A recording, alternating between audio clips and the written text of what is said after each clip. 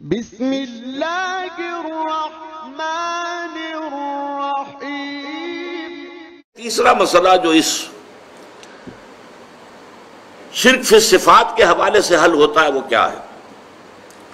جیسے کہ ابھی تک ہم نے صفات کی بات کی ہے، انسانوں کی صفات، فرشتوں کی صفات، ملائکہ کی صفات، انبیاء اولیاء اللہ کی صفات، لیکن ایک صفات وہ ہیں جنہیں ہم پڑھتے ہیں سائنس میں پراپرٹیز آف دی میٹر۔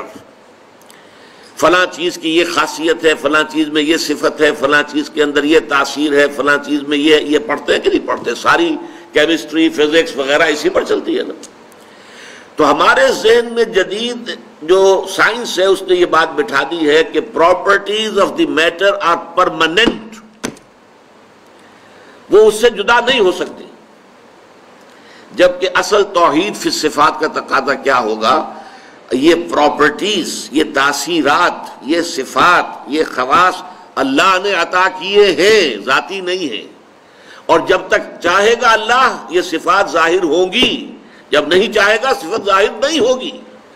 یہ ہے در حقیقت یہ توحید فی صفات کا تقاضا کہ میٹیریلزم جو ہے ایک فلسفے کی حیثیت سے، ایک ایٹیٹیوڈ آف مائنڈ کی حیثیت سے میٹیریلزم سے انسان جو ہے نجات حاصل کرے۔ اب مثال کے طور پر اس کا کتنا بڑا جو ہے ہمارے بڑے بڑے جو ہے شخصیتیں اس کا شکار ہو گئی۔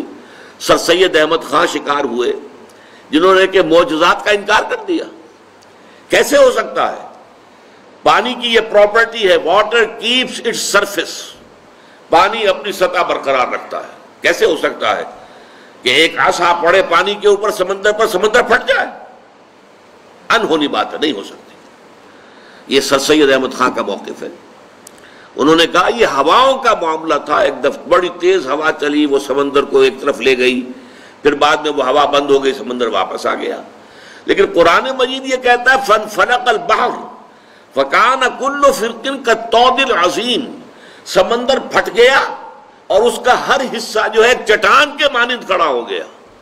الفاظ یہ ہیں، لیکن کیا ہے ذہن کے اوپر وہ نیوٹونین دور جو تھا، Newtonian physics, properties of the metre, laws of nature, laws of motion, یہ تو بالکل اٹل ہے، وہی سے زیادہ مضبوط ہے، ان میں کسی کمی بیشی کا امکان نہیں۔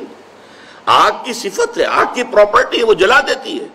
کیسے ممکن ہے کہ حضرت ابراہیم علیہ السلام کو آگ میں ڈالا گیا ہو اور وہ جلے نہ ہو؟ نہیں ہو سکتا۔